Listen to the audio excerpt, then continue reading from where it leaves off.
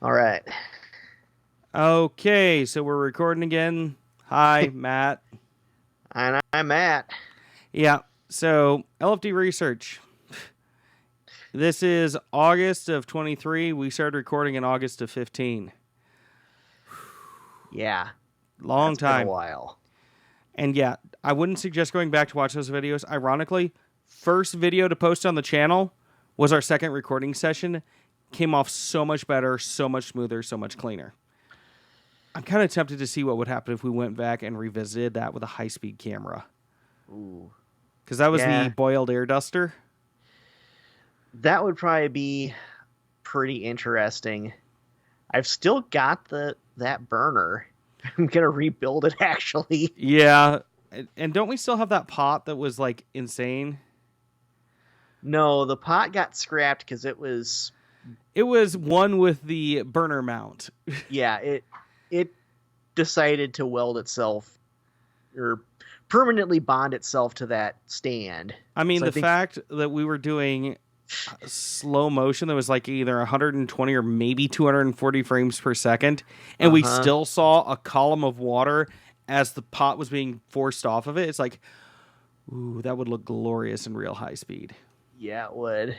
We might have to do that, but now we know that the pot doesn't need to be still on the heat to cause that can to blow up.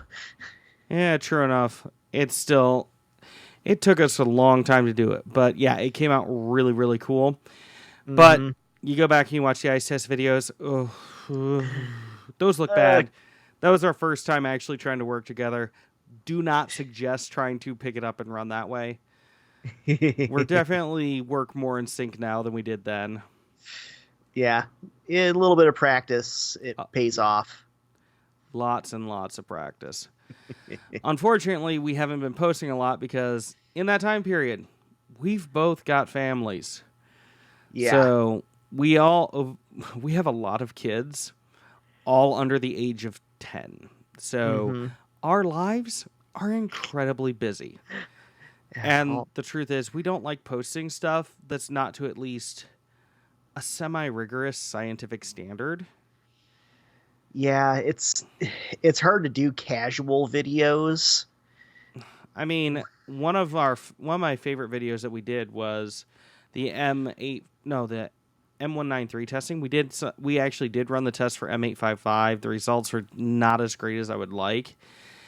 And Yeah. really, at that time, we were casting the gel blocks and doing them using a cooler and ice.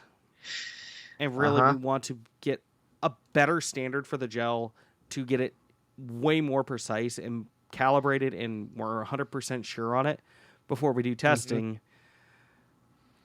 And let's see, Take we were doing the gel stuff before you moved. Yeah. Yeah, Yes, we we've were. both moved in the whole time we did this. So Yeah. you might kind of see here behind me, oh crap, there's stuff piled everywhere. Yeah, it's a little bit. This is also one of the few rooms where the kids don't go. So, Uh-huh. but yeah, no, lots of stuff to get set up again. I mean, we still have to get your machine shop set up again for some of the stuff we were talking about doing. Yeah. Eh, that's coming. As I work through infrastructure projects on the farm, the machine shop will come up to the top eventually. Yeah, there's so much stuff we have to do, and a lot of stuff that we have interest in doing. But Mm-hmm. that's kind of where we're coming here for you today to try and give you an idea where we're at with the channel and what we're doing with it. As you saw, we posted some stuff from GunCon. I should probably mention something of this because there's a lot of influencers out there and not a lot of people really say, hey, what's going on with this? Honestly, the only money either of us have really ever gotten out of this is sometimes we'll get to an event and they might give us a little extra access because we do this channel. And Yeah, that's pretty much it, other than what YouTube ad revenue we get, which is not a lot. It does not even get close to pay for this. I mean, good grief. The amount of cameras I have spent stupid amounts of hmm money on camera. So yeah, that's the, one of our cameras and camera gear. And then there's, yeah, the the various camera gear, the lenses, and the of high course, speed the newest camera. camera I just picked up. in the last 2 days for the next video project, Insta360X3. This thing, I have a lot of hope for it. But that also means we're kind of changing what we're doing with the channel a little bit. That does not mean we're not keeping our scientific rigorous standards. Okay, we're not like, hey, we're doing basically all this stuff as, we're not going 100% full lab review, all of that. But we're not going to try and cook the results or anything. Like I said, we haven't gotten any money from sponsors. Even in the time we've done the podcast, Geeks, Gadgets, and Guns, the most we've gotten is a couple of friends have hooked us up with a holster or two, and I think that's about it. Yeah, so a little bit of swag, some chances to go and do interesting couple chances things. to go and do stuff, but even that, we've paid all our way to doing all these things. Yeah. So meals, hotels, you name it. We've done that all out of our own pocket. It's been really expensive. Insanely so. All the guns on the channel, we've bought all those. Now, there are a couple of videos I have been wanting to do and a couple of things I've been hoping to do. So I might reach out and get a little bit of help from people doing that, but that's not going to change what our results are. It really isn't. Mm-hmm. One of them is a group that I know has been doing massive advertising, and all I'd be going is, hey, can we get one of your devices or maybe a discount on buying one of your devices? Because I'd like to feature that in a lot of our videos to give us scientific data for what we want to test. But that's about it. And the other one is there's a company I've approached. They seemed interested and open to it about just tossing us some mags for their guns. Guess what? I did actually buy the guns for this test. Yeah. The second part is sourcing the other stuff to build the stuff to make this happen. Because it's stuff that we visited in previous videos that I really want to get back to. There's a lot more research there. Oh, yeah. And honestly, if I can get somebody time, I might see if my wife ends up ever getting time to go through our archive and start pulling out some of the stuff that we've never actually got around to publishing. Because there's a lot of stuff that's like, ooh, this is good, this is good, this is good. Oh, crap, I need to get this, and this filmed. Kind of like last time we did Range Day, we were testing out the Surefire optimized bolt carrier group for suppressors. We have some pretty decent footage. The problem is we're so tight on it, I need to get a B-roll shot that's further off the gun so you can really see the cloud. Now, me shooting the gun, I can tell you the difference. It really does break it down a lot. But we're giving it a really, really tough case scenario, but we do feel a difference, and you can smell a difference.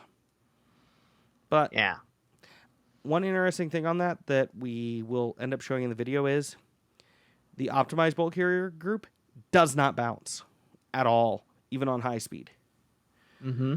Which you're supposed to dead blow on AR-15 bolts.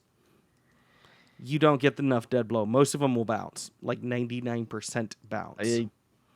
Unless you really match your buffer and your bolt and your spring, which they're going to bounce.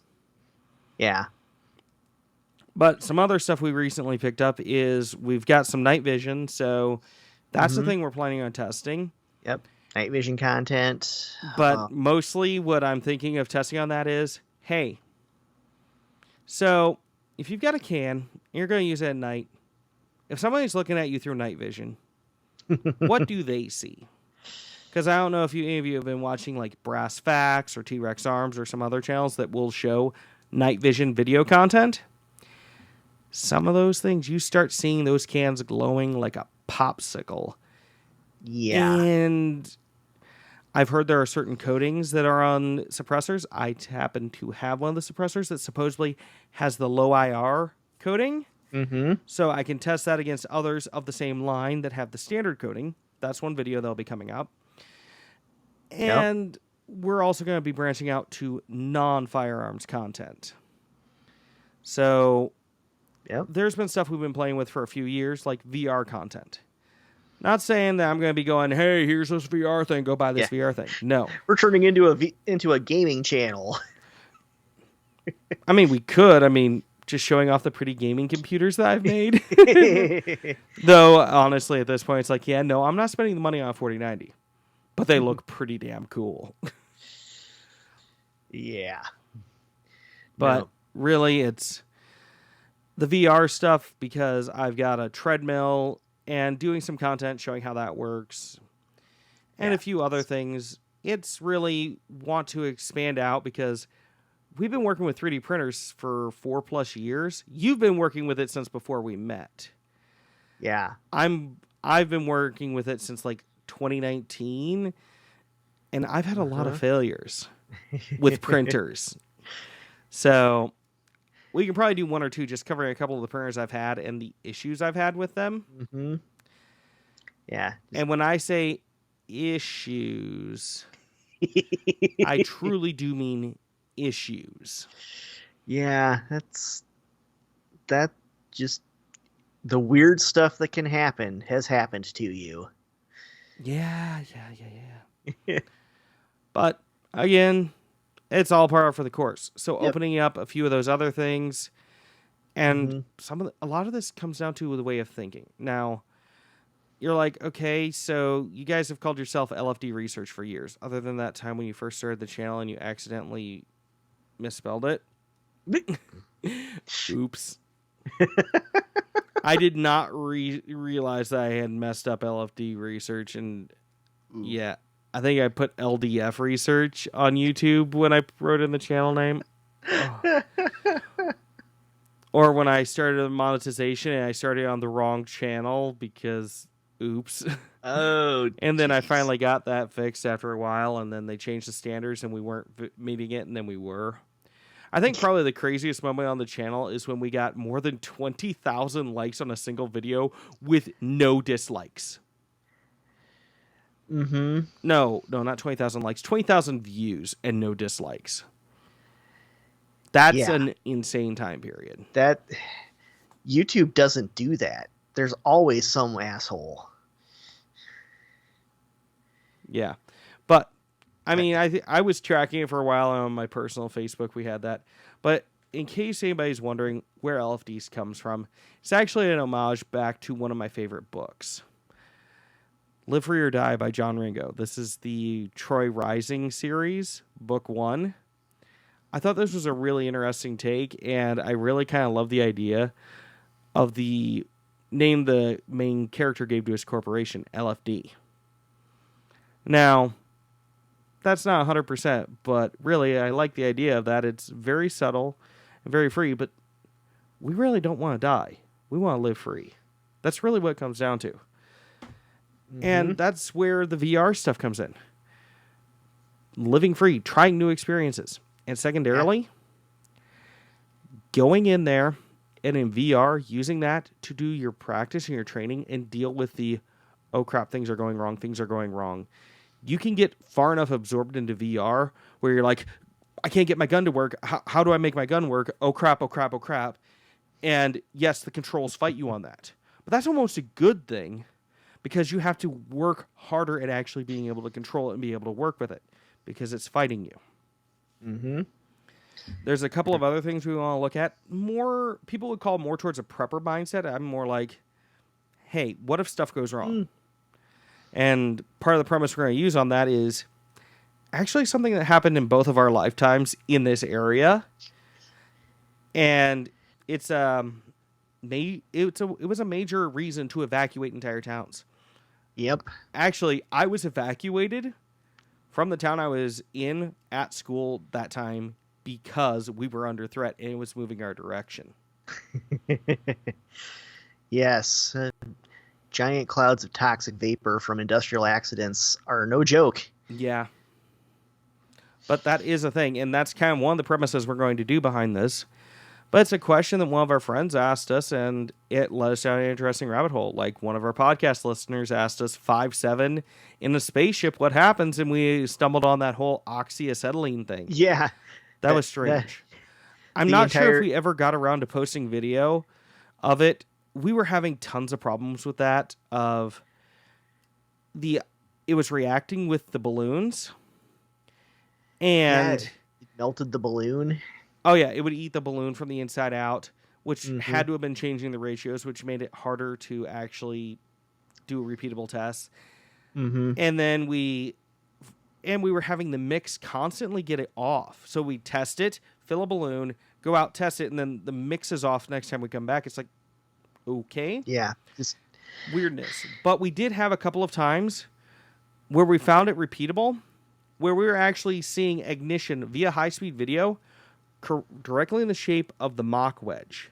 So when you have a bullet going, you're going to have a pressure barrier kind of in a shape like this. It's going to get narrower or more... Yep. The higher your velocity, the sharper the angle of the mock or of the shockwave is. So what we see in the video is something kind of like this, and you have fire in the center of the triangle. Yep. But that's it. Nothing on the exterior, and it's igniting, and that would be the projectile going. Yeah, through. you got that ignition front right on the mock or on that shockwave. Yeah, and that mixture, I think I saw somewhere, it detonates under like 40 psi or less. 15, if I remember right. Yeah, it was really low. So, but if you're below creating that mock barrier, it wouldn't go. Yeah. Which is why when we did it with that 5.7 projectile, it went boom, and we thought, oh wow, so the spark of it hitting aluminum is enough to make it go. Nope. Nope. We were igniting the gases, but we were pulling high-speed footage, and we were able to determine that. Otherwise, if I hadn't been actually looking at the footage and going, wait, I see fire before it touched. Okay, we've got something else going on here. We're going to do more research. Yeah. And then you had those containers just stashed out at the farm. I don't remember what they were. And those things were crazy.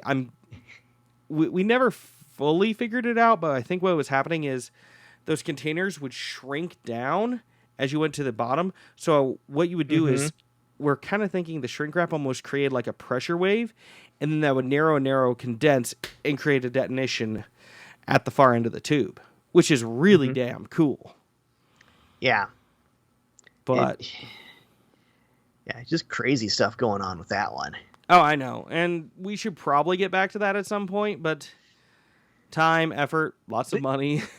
Yeah, just how many Saturdays are we going to devote to trying to figure out the weird physics behind that? Oh, yeah. I mean, it's beautiful physics, and if anybody else has gone through and figured it out, I'm more than happy to watch it. And promote your stuff. I mean, there's so much great content out there anymore, but honestly, people talk about 3D printing pew sticks and whatnot, which is cool, and we've thought about actually doing testing on that. We can't actually put any of that on YouTube, so that's second burner. But we can still cover the 3D printer stuff, because guess what? You know what my 3D printers have actually been used for?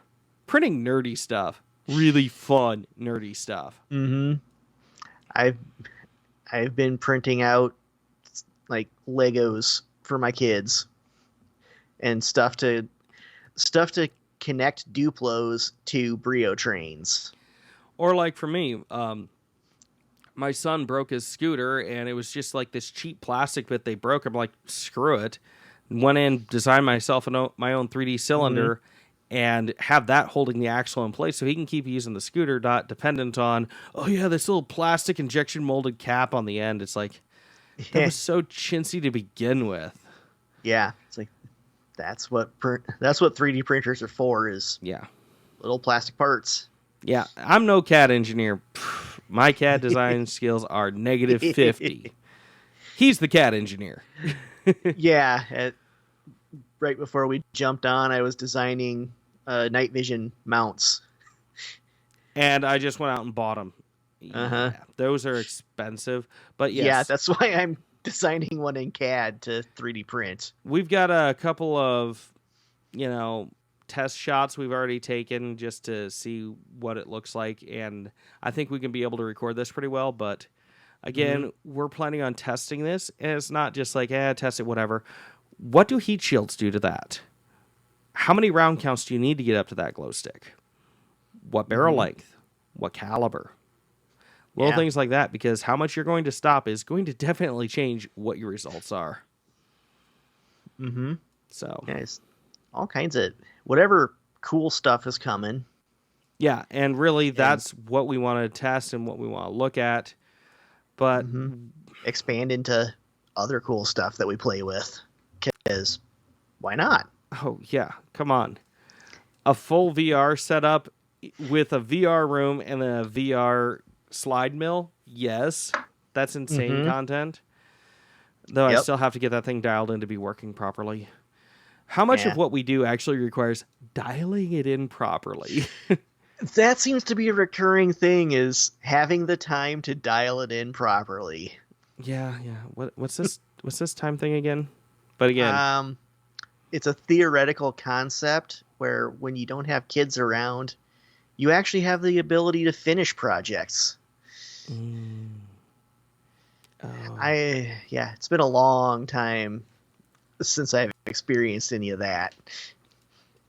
yeah, I know it's one of those keep doing things, but we, like I said, we're trying to get video produced, get stuff out for you. And normally we try not to go for videos much more than 10 minutes. This is an exception just because this is a state of the show, where we're going, what we're going with, and we'll Hmm. probably end up posting this on Geeks, Gadgets, and Guns as a podcast too. Though this is like Yeah. 10 billion times shorter than those things. Yeah, people will wonder what's going on when it's not Less a than a 3 half hour hour. ramble.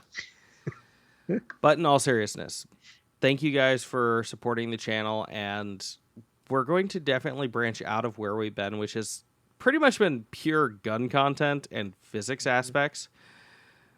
We're not doing politics. We don't want to. Really, Yeah. what we're asking is scientific questions. What works, what doesn't work in engineering stuff. I mean, I think the closest thing we've had to any gun on the channel that we've got sponsorship or paid for was actually just you showing off the gun you literally designed and was on the Yeah. market. Uh-huh. Yeah, it's just being the only here, the first channel to get our hands on the J67 and play with one. Yeah, and really have you go off and show it and go, hey, Hmm. here's how you do the Yeah. thing from the person who actually designed it helps. Yeah. That content will probably be worth its weight years from now. Some someday, decades from now, whoever takes over from Ian will be showing that video on Forgotten Weapons. Or clips of it. But Yeah. again, that's where that's coming from. Honestly, all these guns we buy them Mhm. ourselves, and Yep. ow. Yeah. That looks cool. Someday I'll buy it, and then we can do some videos on it because it's Mhm. neat. Yeah. All the stuff to make these videos is stupid Hmm. expensive. We do lots Yep. of time training, lots of time practicing, actually testing the gear. We Hmm. don't do just like gun reviews, it's more of a physics question. Yeah. And some of it is engineering deep dives. At some point, we're going to have to take like another probably 2 months worth of filming time or more to really dive down what's going on with the MDR. Yep. But the MDR with 25 round mags, Yeah. we haven't tested all the permutations, but in the permutations we tested, there is a very interesting phenomenon I see going on. And last time we went out and shot a match, there was somebody trying to run a 308 AR with those mags and having tons of feeding and jamming issues. Yep. I'm wondering if the issue is the magazine, not the gun. It sure looked like it. Yeah. I But mean, that's kind of gonna like be the jams I was having on the pistol during Cornfield Brutality. We go out, we test uh-huh. it. It's like, oh yeah, no, it's fine, and then we start linking the footage. Oh wait, no, it's not fine. I just Like, got lucky and it didn't catch the brass. Wait, this is yeah. happening with two different pistols.